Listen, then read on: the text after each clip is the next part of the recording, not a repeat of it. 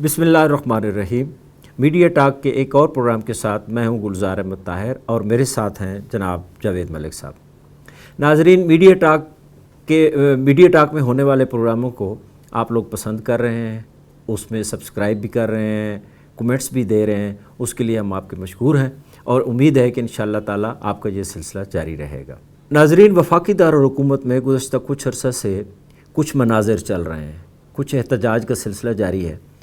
अब ये क्या है, इसके बारे में आज हम अपने प्रोग्राम में गुफ्तगू करेंगे, लेकिन उससे पहले मलिक साहब मैं आपको ये कुछ मनाज़िर दिखाना चाहता हूँ।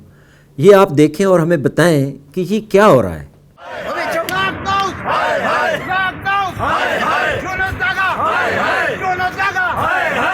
मैं बताती चलूं, रज़ाक दाऊद की एक खौफनाक साजिश जिसके तहत यूनुस काका को उसने हमारा गैर आईनी चेयरमैन बनाकर स्टेट लाइफ कारपोरेशन में भेजा। मैं बताती चलूं, लिमिटेड कंपनी छोटी हुआ करती है, कारपोरेशन एक बहुत बड़ा समुंदर हुआ करता है। दरिया में समुंदर तो गिरते हैं, कभी समुंदर में भी दरिया गिरा करते हैं। आप मालियाती कारपोरेशन जो इस वक्त हुकूमत पाकिस्तान की मईशत की रीढ़ की हड्डी है, हमने 27 अरब 2018 में इन लोगों के चेहरे देखकर जाए 2018 हमने 27 अरब का बिजनेस ला के दिया और इसमें से सिंगल पैनी भी कोई तनख्वाह के नाम पर नहीं लेता। उस 27 अरब में से हमें 4 अरब 80 करोड़ इन तमाम लोगों के अंदर कमीशन तकसीम हुआ। असेंबली के फ्लोर पर झूठ बोला गया और वज़ीर आज़म को कहा गया कि 4 अरब 80 करोड़ की करप्शन पकड़ी गई है। सर, हम वज़ीर आज़म से कहते हैं उस करप्शन को, वो कौन से बैंकों में 4 अरब गए, वो कौन लोग थे जिन्होंने वो चेक अरबों के काटे और कहाँ गए? आप असेंबली के फ्लोर पर ये बात ज़रूर पूछें। गुलजार साहब, ये स्टेट लाइफ के लोग हैं। अच्छा, स्टेट लाइफ इंश्योरेंस कॉरपोरेशन के लोग हैं। ये गुज़िश्ता 3 माह से कभी आपको नेशनल प्रेस क्लब के सामने नज़र आते हैं, कभी आपको डी चौक में नज़र आते हैं, कभी आपको शहराए दस्तूर पे नज़र आते हैं। हत्ता कि रमज़ानुल मुबारक में भी ये लोग यहाँ पे मौजूद थे। ईद के मौके पर भी बहुत सारी फैमिलीज़ ऐसी थी स्टेट लाइफ की कि जो वफाकी दारुल-हुकूमत की सड़कों पे एहतजाज कर रही थी। अब स्टेट लाइफ क्या है, ये पूरा मामला क्या है, इसको हम 3-4 हिस्सों में देखेंगे। पहली बात तो ये है कि स्टेट लाइफ की तारीख़ क्या है, फिर ये तनाज़ा क्या है, यूनुस ढागा के चेयरमैन स्टेट लाइफ बनने किसने बनाया, क्यों बनाया और उसके पीछे अगराज़ व मकासद क्या थे। स्टेट लाइफ एक मुनाफा बख्श इदारा है, क्या इस मुनाफा बख्श इदारे को तबाह करना चाहते हैं? ये सारी एक लंबी तफसील है जिसको हम आज इस प्रोग्राम में इस पे बात करेंगे। मलिक साहब, वो बात आपकी बिल्कुल ठीक है और इसी पे इंशाअल्लाह ताला गुफ्तगू करेंगे, लेकिन उससे पहले मैं आपको राजा परवेज़ अशरफ साहब की एक गुफ्तगू सुनाना चाहता हूँ जो उन्होंने कौमी असम्बली में फ़्लोर पे की। कौमी असम्बली के फ़्लोर पे उन्होंने एक सवाल किया था, ठीक है, वो सवाल हम। थैंक यू जनाब स्पीकर। मेरा पहला सवाल तो ये है ऑनरेबल पार्लियामेंट्री सेक्रेटरी साहिबा से कि बगैर नोटिस से, बगैर पेशगी इतला से 2 लाख लोगों को बेरोज़गार कर देना, क्या ऐसा हुआ है? और दूसरा सवाल मेरा ये है जनाब स्पीकर कि वो पाकिस्तान की मुख्तलिफ शहरों में ये 2 लाख एम्प्लॉइज़ जो हैं वो आज सड़कों पर सरापा एहतजाज हैं। इसको ज़रा हमदर्दी से देखें ना। और वो ये है कि 2 लाख लोगों, 2 लाख ख़ानदानों का मसला है, उसमें तो कोई 20 लाख के करीब जो है वो इंसानों की ज़िंदगी का मसला है। तो मैं पार्लियामेंट्री सेक्रेटरी साहब से ये सवाल करूँगा कि क्या ये मुमकिन है कि इस हाउस की एक कमेटी बना दी जाए, आपकी सरकर्दगी में बना दी जाए, आप उसको चेयर करें और हम सब बैठे उसमें अक्रॉस द पार्टी डिवाइड, और उनका भी वक़्फ़ सुन लें, उनको भी ये मौका दें कि सेल्स ऑफिसर भी आकर, जी मैडम, तो सेल्स ऑफिसर भी आकर अपना मौक़िफ़ बताएं, तो फिर हम आपकी खिदमत पे पेश कर देंगे, फिर जो भी आप फैसला करें। गुलजार साहब, ये सवाल हमने सुनाया अपने नाजरीन को।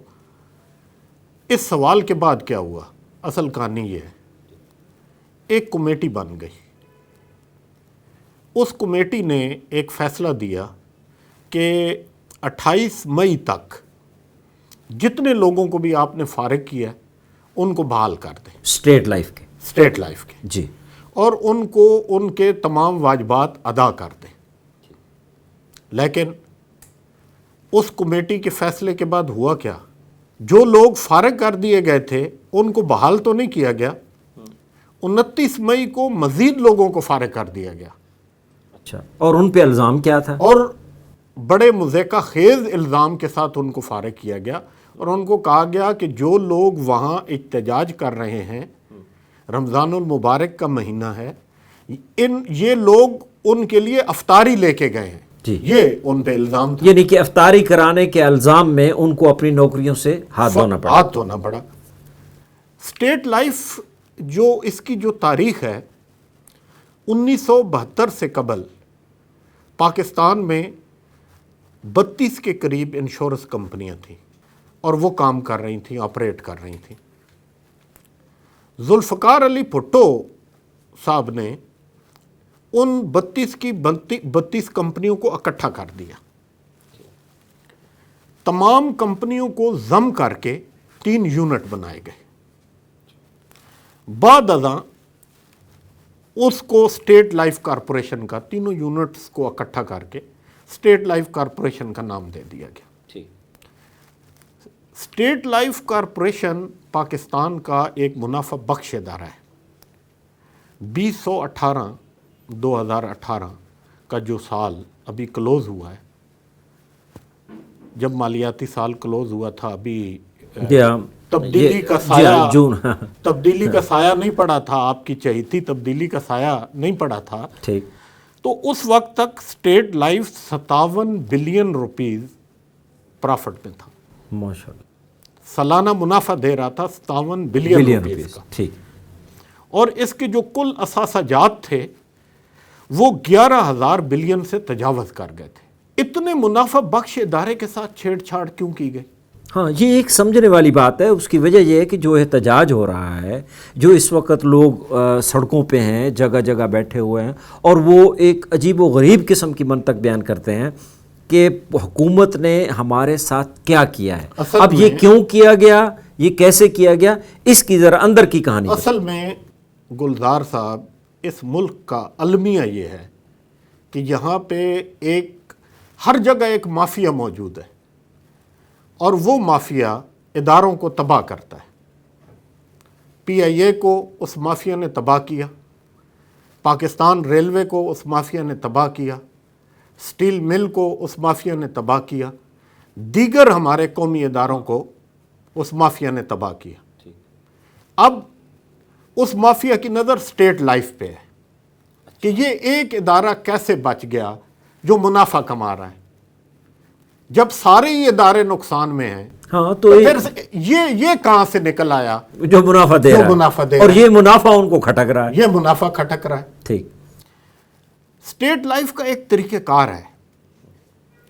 और मैं आपको एक बड़ी मज़े की बात बताऊं कि ये लोग जो सड़कों पे हैं ये तनख्वाहदार नहीं हैं। अच्छा। गवर्नमेंट ऑफ पाकिस्तान इनको 1 रुपया नहीं देती। अच्छा। स्टेट लाइफ का जो ढांचा है वो, उसमें 3 तरह की कैटेगरीज हैं जो बग़ैर तनख्वाह के काम करते हैं। उनमें सबसे पहले उनका सेल्स का नुमाइंदा होता है। ठीक। सेल्स का नुमाइंदा लोगों के पास जाता है, जाके पॉलिसी लेके आता है। आपके पास भी आए होंगे, मेरे पास भी आते हैं, लोगों को कायल करते हैं। बल्कि मैं तो इनकी हिम्मत की दाद देता हूँ। कई स्टेट लाइफ के मैं ऐसे नुमाइंदों से वाकिफ़ हूँ कि जो 1-1 साल मेरे पीछे पड़े रहे कि आप पॉलिसी कर लेंगे और उसके ये फ़ायदा होगा, ये फ़ायदा होगा, ये फ़ायदा होगा। तो मार्केटिंग के मास्टर लोग हैं ये। अब उसके बाद इनकी एक हद है, एक लिमिट है। जब ये उतना काम कर लेते हैं तो फिर ये सेल ऑफिसर बन जाते हैं। अब बतौर सेल्स ऑफिसर इन्होंने एक टीम बनानी होती है। یہ لوگوں کو بھرتی کرتے ہیں, ان کو ٹرینڈ کرتے ہیں, ان کو بتاتے ہیں کہ ہم مارکیٹنگ کیسے کرتے تھے, ہم پالیسیاں کیسے لے کے آتے تھے, ان کو اپنے کنٹیکٹ دیتے ہیں, ان کے ساتھ لوگوں کے پاس جاتے ہیں اور اپنی ٹیم سے کام لیتے ہیں. سیلز آفیسرز جب ایک مخصوص لمٹ تک کام کر لیتے ہیں جی ہاں, تو اس کے بعد ان کو سیلز مینیجر کے عہدے پہ ترقی دی جاتی ہے. جی ہاں, اور یہ بھی سنا ہے کہ یہ جو سیلز آفیسرز ہوتے ہیں یہ سیل ریپریزنٹیٹیو تقریباً 30 رکھتے ہیں غالباً. جی جی. تو اس طرح تو یہ اگر ایک سیلز آفیسر 30 رکھ سکتا ہے تو اگر کسی ڈسٹرکٹ میں 3 یا 4 سیلز آفیسر ہیں تو پھر اسی ریشو سے اسی ریشو سے یہ لوگ ہوں گے. یہ اتنا بڑا اسٹیٹ لائف کا ادارہ ہے جس کو ہم state life corporation of Pakistan کہتے ہیں. اب اتنے بڑے ادارے کو بنیادی طور پر تباہ کرنے کی کیوں کوشش کی گئی؟ وہ کون سی ایسی سازش ہے جس کی وجہ سے جس کے سبب اس ادارے کو تباہ کیا جا رہا ہے؟ میں بیسیکلی آج کے اس پروگرام میں اس سازش کو سننا چاہتا ہوں آپ سے کہ وہ سازش کیا ہے. جب عبدالرزاق داؤد صاحب وزیر تجارت بنتے ہیں, وہ یونس ڈھاگا کو, ایک بیوروکریٹ ہے, اس کو چیئرمین اسٹیٹ لائف لگا دیتے. بڑے طویل عرصہ تک سیکٹری پانی و بجلی بھی رہے, ابھی سیکٹری خزانہ بھی تھے, ان کو ہٹا دیا گیا, لیکن چیئرمین کے عہدے پہ وہ قائم ہے. اسٹیٹ لائف انشورنس کارپوریشن کے چیئرمین کے عہدے پہ وہ قائم ہے. یونس ڈھاگا صاحب نے ایک عجیب و غریب منطق نکالی. انہوں نے کہا کہ ہم سیلز آفیسرز کا یہ جو کیڈر ہے اس کو ختم کر دیتے. اچھا, یعنی کہ وہ جو ایک 3 پلر تھے, سیل ریپریزنٹیٹیو, سیلز آفیسر اور سیلز مینیجر, اس میں سے درمیان والے پلر کو ختم کر دیتے. انہوں نے کہا اس کی ضرورت نہیں ہے, یہ کام سیلز مینیجر کرے گا. اور اس سے کیا ہوا کہ پورا ڈھانچہ دھڑام سے زمین پہ گر گیا. ٹھیک. اب مارکیٹنگ کی ایک طریقہ کار ہے, اور ایک ایسا طریقہ کار کہ جو گزشتہ کئی سالوں سے چل رہا ہے. آپ نے لوگوں کے ساتھ وعدے کیے ہیں. یہ تو جو سیلز آپ لے کے آتے ہیں, سیلز کا جو نمائندہ ہوتا ہے, وہ تو بالکل ایسے ہے کہ آپ اس کو کہتے ہیں کہ بری امام چلے جاؤ, تمہاری نوکری کیا ہے؟ جی ہاں, تو بری امام چلے جاؤ, خود بھی کھاؤ اور ہمارے لیے بھی, اور میرے لیے لے آؤ. یہ تمہاری نوکری ہے. یہ نوکری ہے. ٹھیک. وہ پالیسی جو لا کے دیتا ہے اس میں سے ایک کمیشن اس کو دیا جاتا ہے. ٹھیک. اور اس کی پالیسی پہ یہ پوری عمارت کھڑی ہے. یعنی وہ بیسک ہے. وہ بیسک ہے. ٹھیک. بلیو ایریا آپ نے دیکھا ہوگا. جی ہاں. اسٹیٹ لائف انشورنس کارپوریشن کی ایک بلڈنگ چائنا کی ایک کمپنی نے 6 کروڑ روپے سے زائد کے کرائے پہ لی ہے, اور ایسی 51 سے زائد بلڈنگ پورے پاکستان میں موجود ہیں اس طرح کی. اب سیلز مینیجر تک تو آپ نے بری امام جانا ہے, سیلز مینیجر کے اوپر عیاشی ہے. اچھا. اب یہ ادارہ جو 97 billion rupees per month per year سالانہ کماتا ہے, جی ہاں, اس کا منافع 57 بلین کیوں رہ جاتا ہے؟ ہاں. ان کو تو آپ ٹکا نہیں دیتے, نہ آپ ان کو تنخواہ دیتے ہیں, نہ آپ ان کو پٹرول دیتے ہیں, نہ آپ ان کو آنے جانے کا کوئی خرچہ دیتے ہیں, نہ آپ ان کو موبائل کا کوئی خرچہ دیتے ہیں. یہ تو آپ کے وہ مفت کے, ہاں, وہ سپاہی ہیں. ہاں جی بالکل. یہ جو اوپر کا یہ 30-40 ارب روپیہ ہے, یہ ان افسران کی عیاشیوں میں جاتا ہے جو ہیڈ آفس میں بیٹھتے ہیں. اور وہ ان لوگوں کی محنت کو کھا رہے ہیں, اور اب وہ اسی محنت کو چھیڑ رہے ہیں. اب یونس ڈھاگا صاحب نے قومی اسمبلی کے فلور پہ جھوٹ بولا. انہوں نے کہا کمیٹی کے سامنے, جی کمیٹی کے سامنے, یعنی قومی اسمبلی کی کمیٹی کے سامنے انہوں نے اپنا ایک بیان دیا. انہوں نے کہا کہ یہ جو سیلز آفیسر کا कैडर है, इन्होंने एक साल में 4.8 अरब रुपए का फ्रॉड किया है। अच्छा, जो आपके लिए कमा के ला रहे हैं, अपना एक मखसूस कमीशन ले रहे हैं, वो 4.8 अरब रुपए फ्रॉड हो गया। अच्छा, और जिस तरह हमारे वज़ीर आज़म साहब आपके तो बहुत चहीते हैं, जी माशाल्लाह, मैं भी किसी दौर में तब्दीली के इश्क और जुनून में मुब्तला रहा हूँ, और अभी तक मैं उनको एक भोला आदमी समझता हूँ। जब उन्होंने सुना कि 4.8 अरब रुपए का फ्रॉड हो गया और ये सेल्स ऑफिसर कर रहे हैं, उन्होंने कहा निकालो इनको। अच्छा, ये प्राइम मिनिस्टर का हुक्म से हुआ है या नहीं हुआ, ये तो एक अलग बहस है, लेकिन बात यह है कि सेल्स ऑफिसर की इस ओहदे को ख़त्म करने का मकसद यही था कि भाई इस स्टेट लाइफ की जो एक पूरा स्ट्रक्चर है उसको तबाह कर दिया। देखें, इसके पीछे दो, मेरी राय के मुताबिक दो सोचें हो सकती हैं। अब्दुल रज़ाक दाऊद साहब मेरे इल्म में नहीं है, लोग कहते हैं, स्टेट लाइफ के मुज़ाहरों में भी ये बात हुई है कि उनकी अपनी मलकियत कोई इंश्योरेंस कंपनी है। अगर उनकी अपनी मलकियत में कोई इंश्योरेंस कंपनी नहीं है तो उनके किसी अजीज़, किसी रिश्तेदार, किसी करीबी आदमी की कंपनी ज़रूर है, जिसने ये तय कर लिया है कि इस स्टेट लाइफ को तबाह करना है। और जब ये स्टेट लाइफ तबाह होगी तो इसका फ़ायदा किसको होगा? जो प्राइवेट कंपनियां काम कर रही हैं, और उन प्राइवेट कंपनीज का चूंकि शेयर मार्केट में बहुत कम है। अब एक और यूनुस ठागा साहब ने एक और झूठ बोला कि स्टेट लाइफ का मार्केट में शेयर 28% से भी कम हो गया।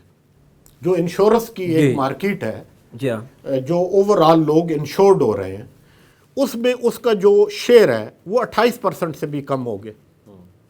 हालांकि ऐसा नहीं है,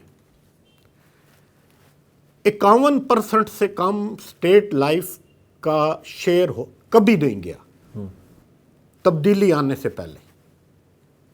अच्छा, तब्दीली आने के बाद चूंकि आपने फैसला कर लिया कि आपने स्टेट लाइफ को तबाह करना है, अब ये बात इमरान खान को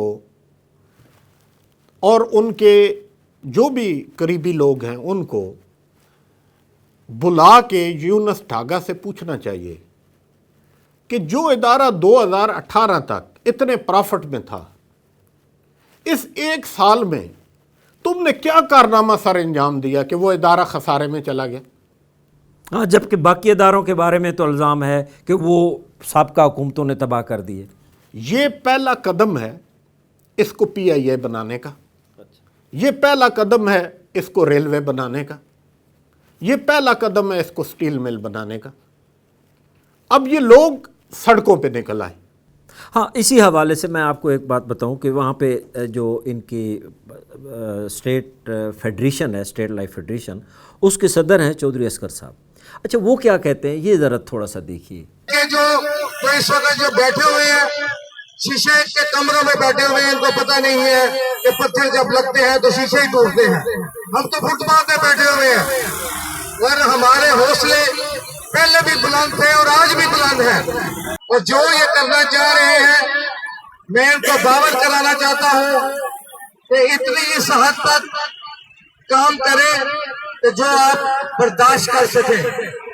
अगर आप भी बर्दाश्त हमारे जितनी हो तो करते रहे, अगर हमारी हद से क्रॉस करेंगे तो हमें भी पता है चोर कौन है, लुटेरा कौन है, गद्दार कौन है। इन्होंने चोरियां की हुई है, जहां जहां इनके भाई काम कर रहे हैं, हम सारी लिस्टें जो है कानून के दरवाजे खड़का के वहां पे भी पेश करेंगे। और ये मेरी आखिरी वार्निंग है कि अपनी हदों को क्रॉस ना करो, ये ना हो कि हमारा सब्र का पैमाना लबरेज हो जाए। जितनी जल्दी हो सके हमारे मामलात को हल करें। नहीं तो ये ना हो कि हमारी आखिरी बार्गेन जो है वो पूरा पाकिस्तान इस वक्त यहाँ पे डी चौक में इकट्ठा हो जाए। मैनेजमेंट का जो यार है ये आपने असगर साहब की जो बात सुनाई, मैंने इनके इन धरनों को कवर किया है। ये लोग प्रेस क्लब के सामने बड़ा तवील अरसा तक मौजूद रहे, वहाँ पे मुख्तलिफ तकरीरें होती रहीं, बल्कि मैं इसी के साथ एक खातून है, इनकी ख़वातीन की नुमाइंदगी कर रही हैं। जी जी बिल्कुल, वो शबनम मिर्ज़ा साहब। शबनम मिर्ज़ा साहिबा, जी हाँ। मैं चाहूँगा कि आप उनके भी चंद जुमले जी जी सुनवाएं। बिल्कुल, आप वो भी सुने जी। कह दीजिए इमरान खान को, हम माए, हम बहनें, हम बेटियां, कौमों की इज्जत हमसे। अबे भाई वो अखबार ला के दो इन्हें मेरे इसमें से बैग से। मैं पोस्ट ग्रेजुएट लेडी हूँ, ये तमाम की तमाम बीए तालीम याफ्ता औरतें बैठी हुई हैं मदीने की रियासत में। हमें इश्तिहारियों की तरह एक मंजूम साजिश के तहत अखबार में छपवा दिया है। मुझे बताइए, हम अपनी जवान बेटियों का कैरियर ढूंढने निकले थे, हम तो अपनी बेटियों का जहेज इकट्ठा करने निकले थे, हम तो कमाने निकले थे। एक इश्तिहारी माँ की बेटियों का मुस्तकबिल। ये असल बात है जो ये लोग कर रहे हैं, ये असल कहानी है। लेकिन इतने तवील अरसा तक ये लोग यहाँ पे एहतजाज कर रहे हैं, कोई नहीं आया सवाए पाकिस्तान पीपल्स पार्टी के। पाकिस्तान पीपल्स पार्टी को भी शायद थोड़ा सा एहसास है कि ये जुल्फ़िकार अली भुट्टो का लगाया हुआ पौधा है, और गलबन इनको भी ये एहसास है कि चूंकि जुल्फ़िकार अली भुट्टो का लगाया हुआ ये पौधा है, लिहाजा इसको बर्बाद करना है। बर्बाद करना है। ठीक। अब ये कहानी 2 फरवरी 2019 से शुरू हो गई और ये जारी है। हुकूमत अपनी हठधर्मी पे कायम है। इस तवील एहतजाज के बावजूद, इस शोर शराबे के बावजूद हुकूमत ने अभी तक सेल्स ऑफिसर का ओहदा बहाल नहीं किया।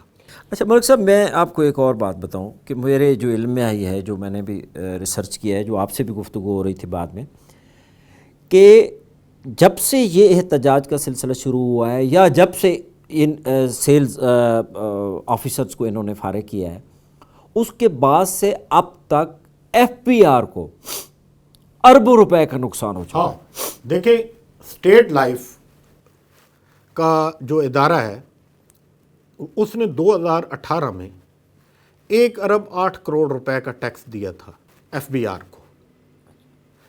और एक और आपको मैं बड़ी हैरान कुन बात बताऊं, ये जो सेल्स के नुमाइंदे हैं,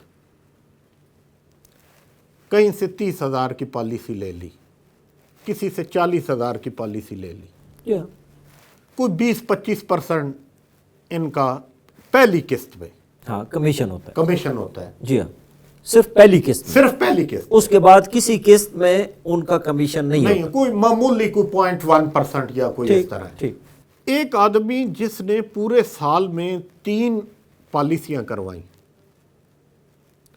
उस पे तो टैक्स नहीं होना चाहिए। ये 17% टैक्स काट के, इनके कमीशन में से 17% टैक्स काट के दिया जाता है, और वो है 1 अरब 8 करोड़ रुपए 1 अरब और 8 करोड़ सालाना। सालाना। और जब से ये एहतजाज पे हैं और जब से इनको निकाला गया है, तो अब तक मेरे ख्याल में को 5-6 अरब रुपए से ज़्यादा तो एफबीआर को नुकसान हो चुका होगा। नहीं, चूंकि ये सालाना है, अच्छा ठीक है, तो ये नुकसान करोड़ों में होगा फिलहाल, ठीक। लेकिन ये नुकसान बढ़ेगा। अच्छा, ये जो दिन गुजरेंगे ये नुकसान बढ़ता जाएगा। अब मैं आपको एक हठधर्मी की एक और मिसाल सुनो। स्टेट लाइफ एक कारपोरेशन है, कारपोरेशन के अपने कवायद व ज़वाबित होते हैं, उस पे SCCP के हाँ कानून कुछ लागू कानून भी लागू होते हैं। है। जी हाँ। SCCP के कवानीन के मुताबिक स्टेट लाइफ का चेयरमैन वो होगा कि जिसका 5 साल का फील्ड का मार्केटिंग का तजर्बा होगा। जी बिल्कुल ऐसा ही है। अब यूनुस ठागा साहब तो ब्यूरोक्रेट है, ہاں ان کا تو تجربہ نہیں ہے. انہوں نے کہاں مارکیٹنگ کی ہے؟ جی ہاں. وہ کہاں لوگوں کے گھر گھر گئے ہیں کہ 30,000 کی پالیسی کرا لو، 6,000 کی پالیسی کرا لو؟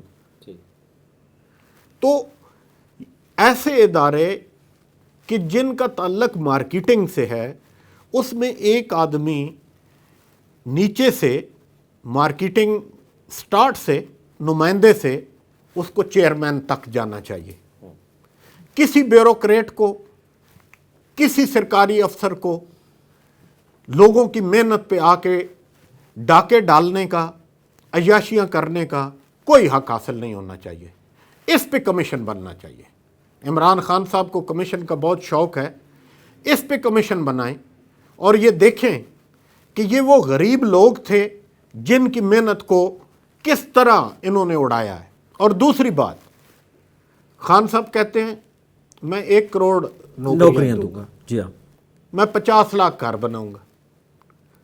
آپ نے ایک جھٹکے میں 2 لاکھ لوگوں کو تو بے روزگار کر دیا، اور ایسے لوگوں کو بے روزگار کر دیا جن کو آپ نے جیب سے تھیلا نہیں دینا. بالکل، بلکہ گورنمنٹ کے ریونیو میں انہوں نے اضافہ کرنا ہے، انہوں نے مارکیٹ سے اضافہ لے کے کرنا آنا ہے. جی ہاں. تو یہ مجھے سمجھ نہیں آتی کہ یہ حکومت سے کون کرواتا ہے. یہ ایسے جو ذہین فتین لوگ ہیں یہ عمران خان تک کیسے پہنچ جاتے ہیں؟ اور یہ تحریک انصاف کا پٹا کیوں بٹھانا چاہتے ہیں؟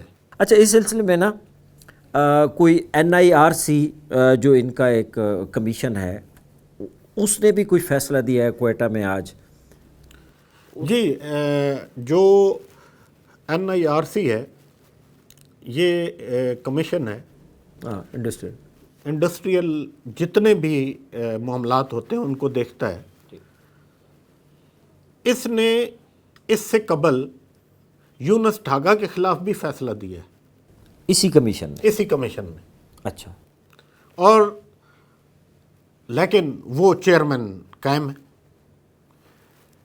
اس کمیشن نے کہا ہے کہ ایک مستقل چیئرمین لگایا جائے. ہاں، جو اس ادارے کی دیکھ بھال کر سکے، جو یونس ڈھاگا تجربہ صاحب کار کے ہو. پاس تو عارضی ایک چارج ہے. جی ہاں. ایک مستقل چیئرمین تعینات کیا جائے، حکومت نے نہیں کیا.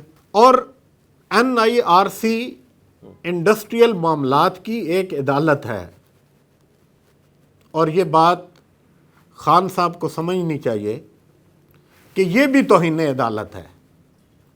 جو آپ کر رہے ہیں، جس ہٹ دھرمی پہ آپ کی حکومت اتری ہوئی ہے، یہ بھی توہین عدالت ہے.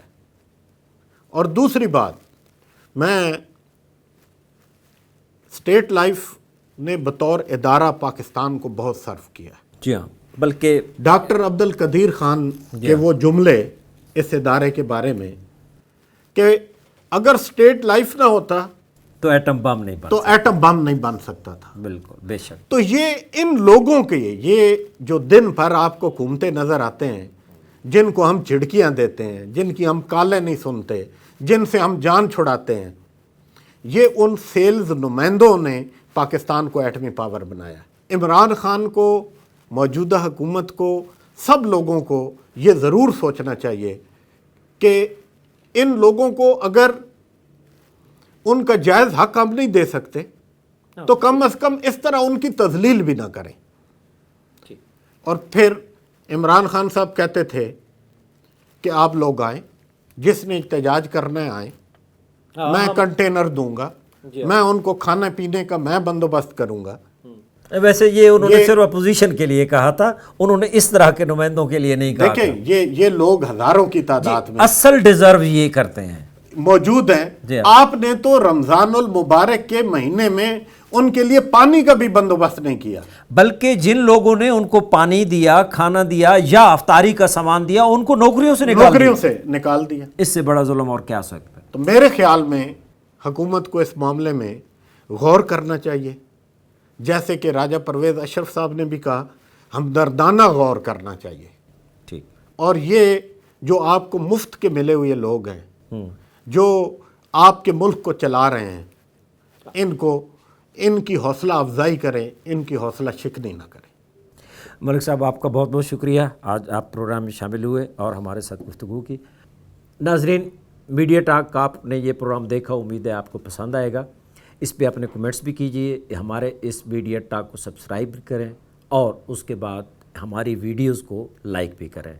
आपके आरा का इंतज़ार रहेगा। आपको बहुत बहुत शुक्रिया। अल्लाह हाफ़िज़।